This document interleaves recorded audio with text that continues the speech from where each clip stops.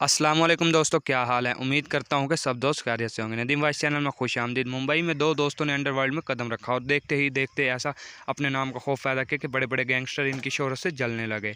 इन दोनों दोस्तों को मुंबई में चीता और ज़ारो के नाम से जाना जाता था। एक दिन इनकी मुलाकात अंडरवर्ल्ड के बादशाह दीवान से हुई। वो भी इनकी शोहरत से वाकिफ़ था।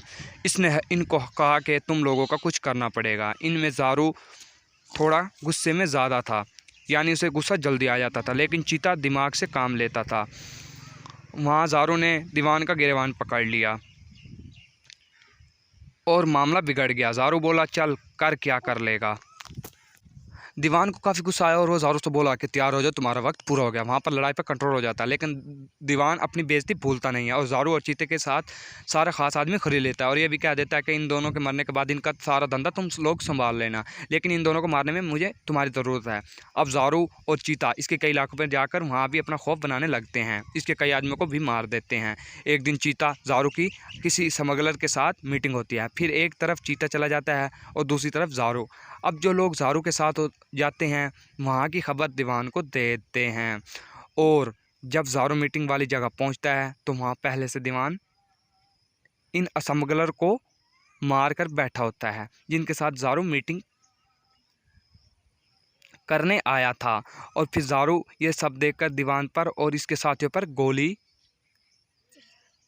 लोगों पर फायरिंग शुरू कर देता है। और जो ज़ारू के साथ कुछ वफादार लोग होते हैं वो भी हमला करते हैं, लेकिन सब मारे जाते हैं और जो गद्दार होते हैं वो ज़िंदा होते हैं। आखिरकार ज़ारू दीवान के सारे आदमी मार गिराता है और जब दीवान के सर पर पिस्तौल रखता है तो वो गद्दार उसे पकड़ लेते हैं और ज़ारू बोलता है, छोड़ो मुझे, इसे मारने दो। लेकिन वो आगे से बोलते हैं कि उसे नहीं, तुम्हें मरना होगा ज़ारू। और फिर दीवान इस तरह इसका गिरबान पकड़ता है जिस तरह इसने पकड़ा था और फाड़ देता है और बोलता है कि क्या बोला था कि चल कर क्या कर सकता है, और इसके पट पर 2 फायर मारता है जिससे ज़ारू ज़मीन पर गिर जाता है और ज़ारू उठने की कोशिश करता है, मगर वो इसको लात मारकर गिरा देता है और फिर इसके जिस्म पर जगह जगह फायर मारता है जिससे ज़ारू मर जाता है और वहाँ से चला जाता है। जब ये खबर चीतों को मिलती है कि ज़ारू मर चुका है, वो इस जगह आता है और अपने दोस्त की लाश देखकर बहुत रोता है और इन गद्दारों से पूछता है कि किसने किया और तुम सब कहाँ थे जब जब ये सब हुआ। वो बोलते हैं, जनाब हम इसके साथ आ रहे थे, लेकिन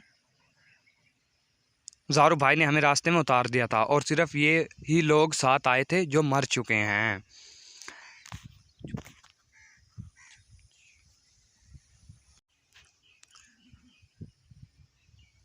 अब चीते को थोड़ा थोड़ा शक होता है कि ये काम दीवान का है, लेकिन किसी से कुछ नहीं बोलता और खामोशी से मामले की जांच पड़ताल शुरू करता है। आखिरकार वो जहां ज़ारू का कत्ल हुआ था इसके सामने वाले घर पर देखता है कि कैमरा लगा हुआ है।